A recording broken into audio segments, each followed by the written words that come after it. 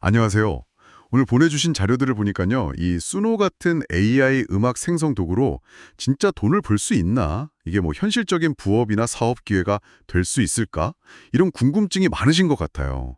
이게 정말 그냥 기술적 재미를 넘어서 실제 수익으로 연결될 수 있을지 오늘 한번 깊게 파헤쳐보죠.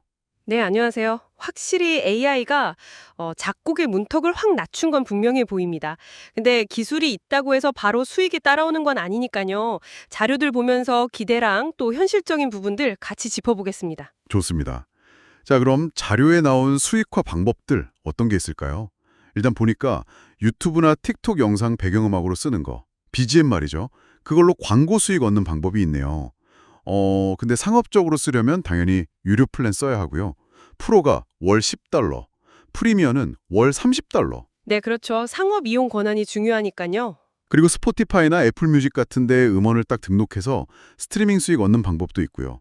이것도 마찬가지로 유료 플랜 써야 하고 또 디스트로킷 같은 음원 유통 서비스도 이용해야 한다고 나오네요. 맞아요. 그 외에는 뭐 광고 음악을 판다거나 맞춤 음악 제작 아니면 NFT로 만들어서 파는 방법까지도 언급은 되어 있군요. 여기서 이제 중요한 포인트는 자료들이 다 얘기하는 것처럼 AI는 결국 도구라는 점이에요. 작곡을 도와주는 거죠.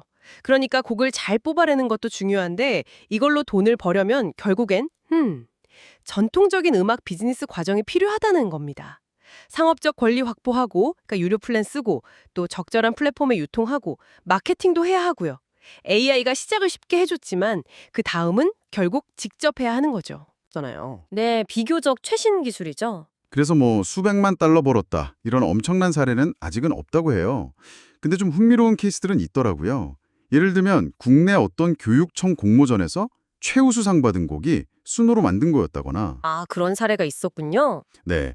그리고 추성훈 씨 유튜브에 나왔던 마초맨이라는 노래 그것도 순으로 만들었다고 해서 좀 화제가 됐었고요. 네, 저도 그건 봤습니다. 또 트위터, 지금은 X죠. 거기서 언윤윤, 활동명 나비 이분이 순으로 만든 음악 꾸준히 내고 유통도 하고 계시고요. 그리고 특히 힐링 음악이나 명상 음악 아니면 게임 BGM 이런 특정 틈새 시장 있잖아요. 네, 니치 마켓. 네, 거기를 공략해서 유튜브 같은 데서 월 몇십만 원 이상 이렇게 꾸준히 수익 내는 분들이 생겨나고 있다고 하네요. 바로 그 틈새 시장 공략. 이게 현재로서는 가장 현실적인 모델일 수 있다는 걸 자료들이 보여주는 것 같아요. 뭐랄까, 특정 취향이나 목적을 가진 사람들 대상으로 꾸준히 컨텐츠를 만드는 거죠. 근데 동시에 이것도 중요해요. 현재까지 확인된 성공 사례들 대부분은 월 수십만 원, 많아도 수백만 원 정도 규모거나 이제 막 시작하는 단계라는 거. 아직 AI 음악으로 떼돈 벌었다. 이런 이야기는 좀 시기상조라고 봐야겠죠? 역시 그냥 되는 건 아니군요. 그럼 그 틈새 시장에서라도 좀 잘 되려면 뭐가 제일 중요할까요? 자료들 보면 몇 가지 핵심 역량을 얘기하는데 우선 AI한테 정확하게 지시하는 능력, 그러니까 고품질 프롬프트 작성 능력, 이게 중요하다고 하네요. 그렇죠. 원하는 결과물을 얻어내려면요. 그냥 신나는 음악, 이게 아니라 구체적인 분위기, 악기, 장르 이런 걸 명확하게 써줘야 한다는 거죠. 챗 GPT 같은 걸로 가사 다듬는 것도 좋고요. 네, 맞아요. 프롬프트 엔지니어링이라고도 하죠. 그리고 당연히 만든 음악을 알려야 하니까 마케팅이랑 유통 전략 이것도 필요하고 꾸준히 만드는 지속성 그리고 수익화하려면 유료 플랜 활용한 기본이고요. 그리고 저작권 같은 법적 문제에 대한 이해도 필수라고 합니다. 맞습니다. 그러니까 단순히 AI 도구 쓰는 법만 아는 걸 넘어서 콘텐츠 기획도 해야 하고 마케터 역할도 저작권 관리자 역할까지 다 해야 하는 거예요. 근데 여기에 또 고려해야 할 변수들이 있어요. 현실적인 문제들인데. 어떤 거죠? 일단 우디오나 스테이블 오디오처럼 경쟁 서비스들이 계속 나오잖아요. 네, 많아지더라고요. 그러니까 차별화가 점점 어려워질 수 있다는 점.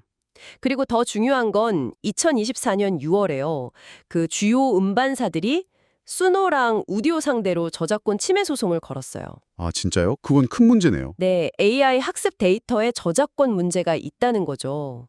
이게 앞으로 상업적으로 활용하는데 어떤 영향을 미칠지 모르는 굉장히 큰 변수입니다. 결국 AI는 지시를 따를 뿐이고 정말 독창적인 히트곡을 만들려면 여전히 사람의 창의성, 기획력, 그리고 이제는 법적 리스크 관리 능력까지 필요하다는 뜻이죠.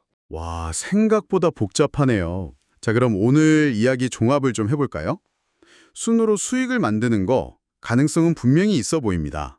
특히 유튜브 BGM이나 스트리밍으로 월 몇십만 원 정도 부수입을 목표로 한다면요. 네, 소규모 수익 목표라면 네, 틈새 시장 잘 찾고 유료 플랜 쓰고 유통 서비스 활용하고 꾸준히 하면 충분히 현실적으로 도전해 볼 만한 영역 같아요. 맞습니다.